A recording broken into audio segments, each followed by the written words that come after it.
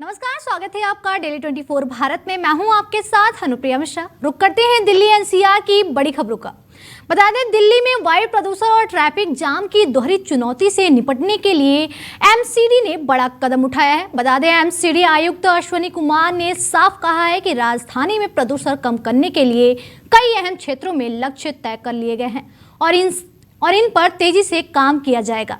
MCD आयुक्त के मुताबिक शहर के अलग अलग इलाकों में सड़कों का सुधार किया जाएगा ताकि ट्रैफिक सुचारू हो और प्रदूषण का स्तर घटे। इसके साथ ही इलेक्ट्रिक वाहनों को बढ़ावा देने के लिए ईवी चार्जिंग स्टेशनों की संख्या भी लगभग दोगुनी कर दी जाएगी। फिलहाल निगम के पास 422 ईवी चार्जिंग स्टेशन है, जिन्हें 2026 में बढ़ाकर 994 करने का लक्ष्य रखा गया है। इसी दिशा में अगली तिमाही में 572 नए ईवी चार्जिंग स्टेशन लगाने की मंजूरी दी जा चुकी है। वहीं केंद्रीय पर्यावरण मंत्री के साथ हुई बैठक में अतिक्रमण के खिलाफ सख्त कार्रवाई और ट्रैफिक जाम की समस्या को भी प्राथमिकता देने के निर्देश दिए गए हैं। एमसीडी ने इसको लेकर केंद्र सरकार को विस्तृत कार्य योजना सौंप दी है। बताया जा रहा है कि एमसीडी की रिपोर्ट के मुताबिक अगले साल दिल्ली में 10 नई बहुमंजिला पार्किंग बनाई जाएगी। इससे शहर में बहुमंजिला पार्किंग की संख्या 30 से बढ़कर 40 हो जाएगी, जिससे सड़कों पर खड़े वाहनों की समस्या कम होगी, जाम घटेगा और प्रदूषण में भी कमी आएगी। अगली खबर मुजफ्फरनगर से है, जहां नगर कोतवाली पुलिस और बदमाशों के बीच देर रात जोरदार मुठभेड़ हो गई। मामला उस वक्त सामने आया जब शहाबुद्दीन रोड पर पुलिस संदिग्ध वाहनों की चेकिंग कर रही थी। इसी दौरान दो बाइक सवार बदमाशों को रुकने का इशारा किया गया, लेकिन खुद को घिरता देख बदमाशों ने पुलिस पर फायरिंग कर दी और फरार होने की कोशिश की। बता दें, पुलिस ने जवाबी कार्रवाई की, जिसमें एक बदमाश अंकित धीमान गोली लगने से घायल हो गया, जबकि उसके साथी को घेराबंदी कर मौके से गिरफ्तार कर लिया गया। घायल बदमाश को तुरंत इलाज के लिए अस्पताल में भर्ती कराया गया, जहां मुठभेड़ के बाद पुलिस ने मौके से 2 चोरी की मोटरसाइकिल, एक तमंचा और कारतूस बरामद किए। पूछताछ में बदमाशों ने कबूल किया कि वे अस्पताल और भीड़भाड़ वाले इलाकों से दोपहिया वाहन चोरी करते थे और फिर उन्हें सस्ते दामों में बेच देते थे।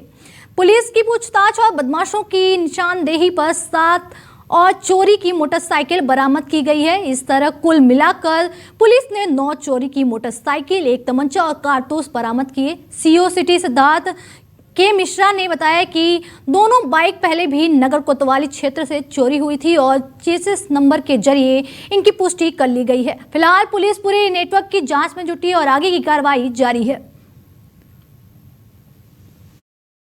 शहाबुद्दीनपुर मोड़ पे भट्टा चौराहे पे आज कोतवाली नगर की पुलिस चौकी अस्पताल के चौकी इंचार्ज आज रैंडम चेकिंग के दौरान उन्होंने रोड पे आती हुई 2 बाइकों को रोकने की कोशिश की, तो एक बाइक रुक गई और उसी वक्त दूसरी बाइक वहां से मेमलाना की तरफ घूम गई और पुलिस ने उनका पीछा किया, तो उन्होंने उस दूसरे व्यक्ति ने पुलिस पे फायर किया, तो जवाब में पुलिस ने उन पे फायर किया और इसमें दूसरे व्यक्ति को थोड़ी चोट आई है, वो घायल हुआ है। उसको अस्पताल के लिए उपचार के लिए अस्पताल ले जाया गया।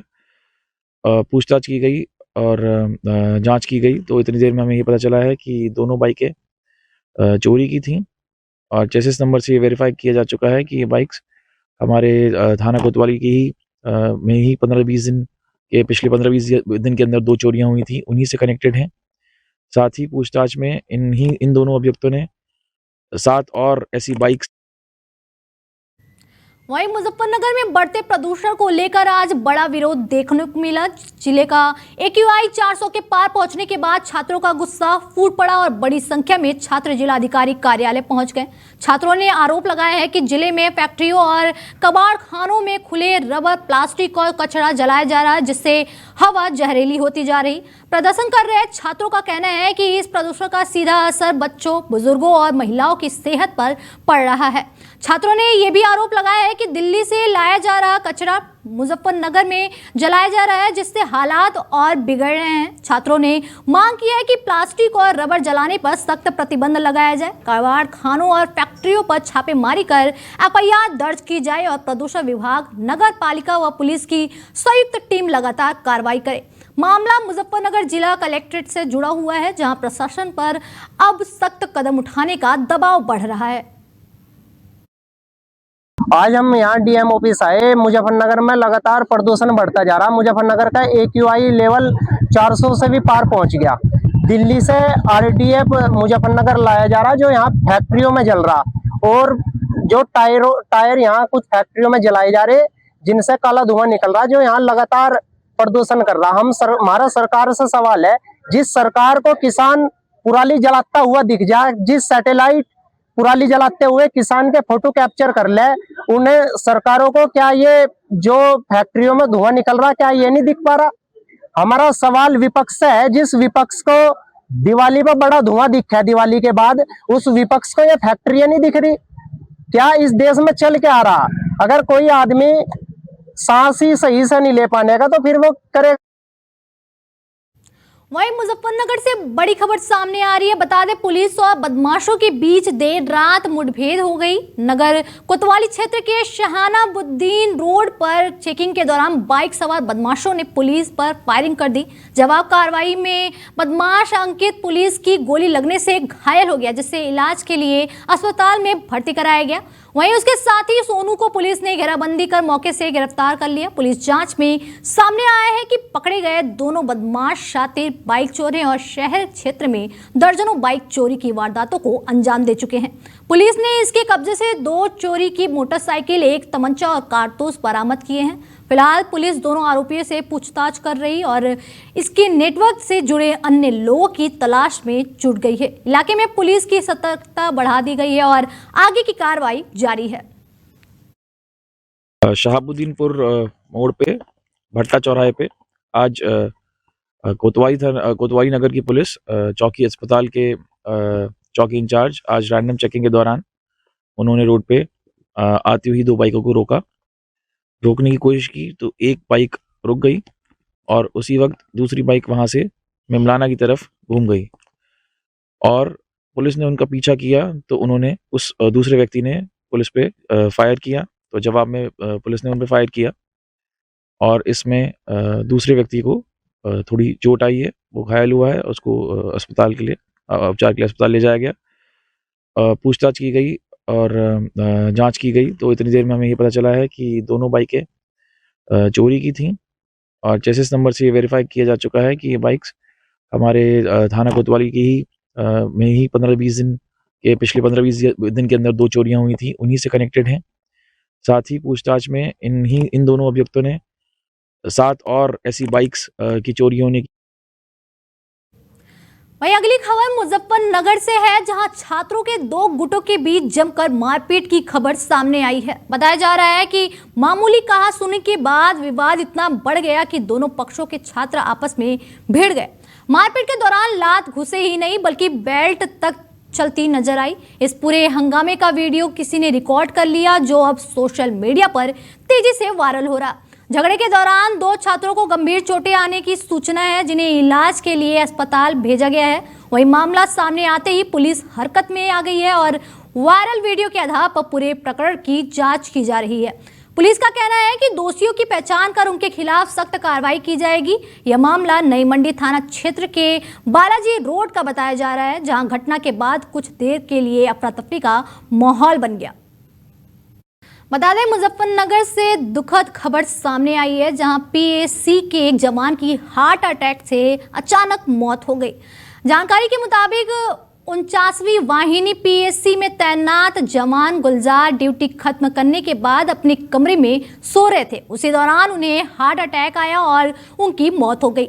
जवान की असमय मौत से परिवार में कोहराम मच गया। बताया जा रहा है कि गुलजार साल 2019 में PAC में भर्ती हुए थे और फिलहाल लखनऊ में एक मंत्री की गार्ड में उनकी ड्यूटी लगी हुई थी। जैसे ही इस दुखद खबर की सूचना परिवारजनों को मिली, पूरे परिवार पर दुखों का पहाड़ टूट पड़ा। PAC जवान गुलजार का पार्थिव शरीर उनके पैतृक गांव बुढ़ाना लाया गया, जहां पूरे सम्मान के साथ अंतिम संस्कार किया गया। इस दौरान PAC के जवानों ने गार्ड ऑफ ऑनर देकर अपने साथी को अंतिम सलामी दी। गमगीन माहौल में गुलजार को सुपुर्द खाक किया गया। यह पूरा मामला मुजफ्फरनगर के बुढ़ाना कोतवाली क्षेत्र का है, जहां जवान की मौत से गांव में भी शोक की लहर दौड़ गई है।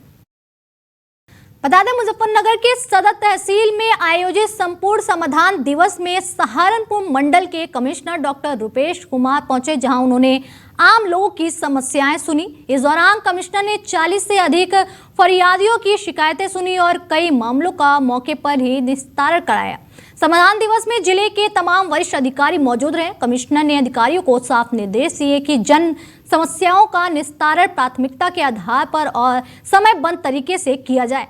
उन्होंने कहा कि किसी भी शिकायत में लापरवाही बर्दाश्त नहीं की जाएगी। जनसुनवाई के दौरान भूमि विवाद, राजस्व, पुलिस और नगर पालिका से जुड़ी समस्याएं प्रमुख रही। बता दें कमिश्नर ने संबंधित विभागों के अधिकारियों को मौके पर ही आवश्यक दिशा निर्देश दिए और लंबित मामलों को जल्द निपटाने के आदेश दिए। यह पूरा मामला मुजफ्फरनगर की सदर तहसील का है, जहां समाधान दिवस के जरिए आम जनताओं को राहत देने की कोशिश की गई।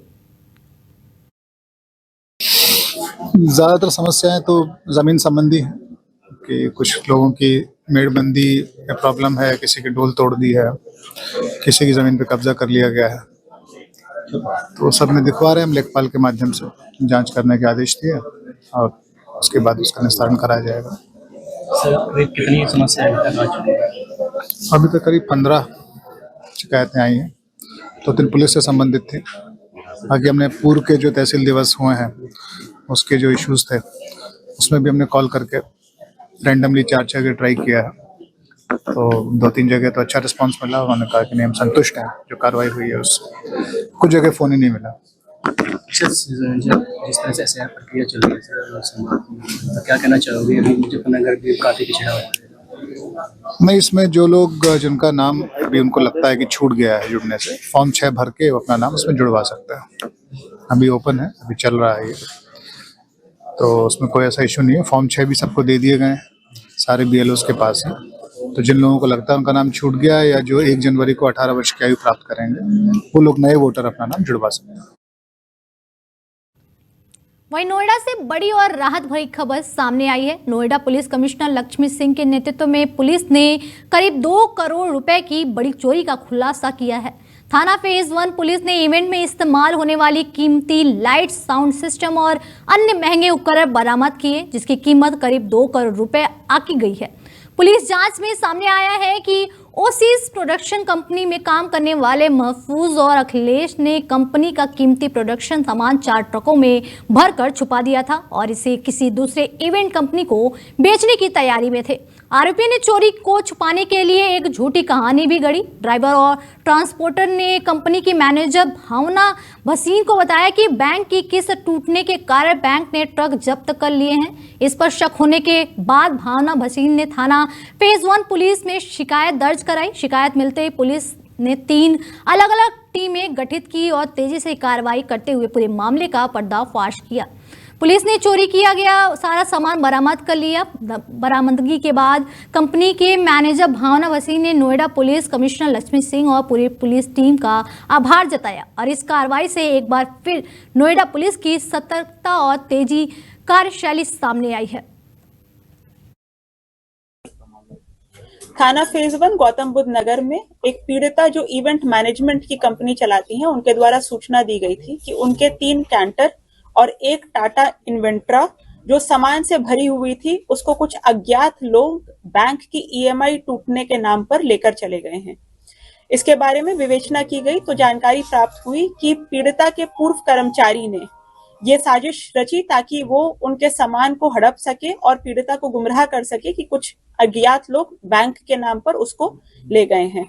2 अभियुक्तों को इसमें गिरफ्तार किया गया है, जिनमें से मुख्य अभियुक्त इस इवेंट मैनेजमेंट कंपनी का पूर्व कर्मचारी है।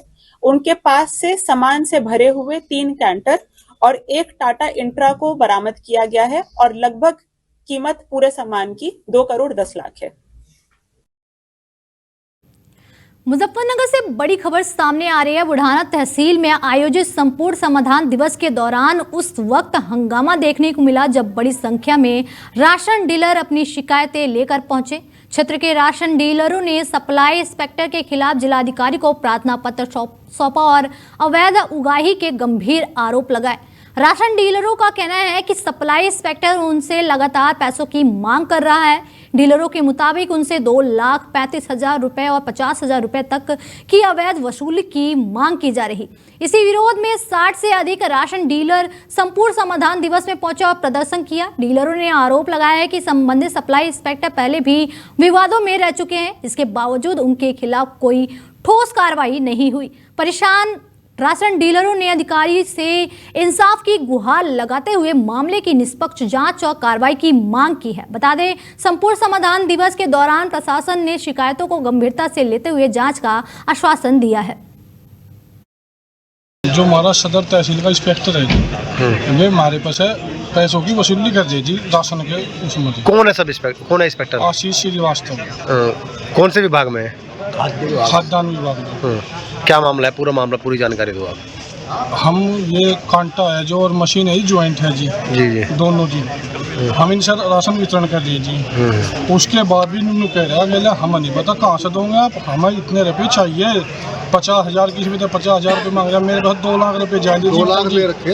अच्छा, आप राशन डीलर हो? हाँ जी, मैं राशन डीलर हूँ जी, मुगलपुर का जी। अच्छा।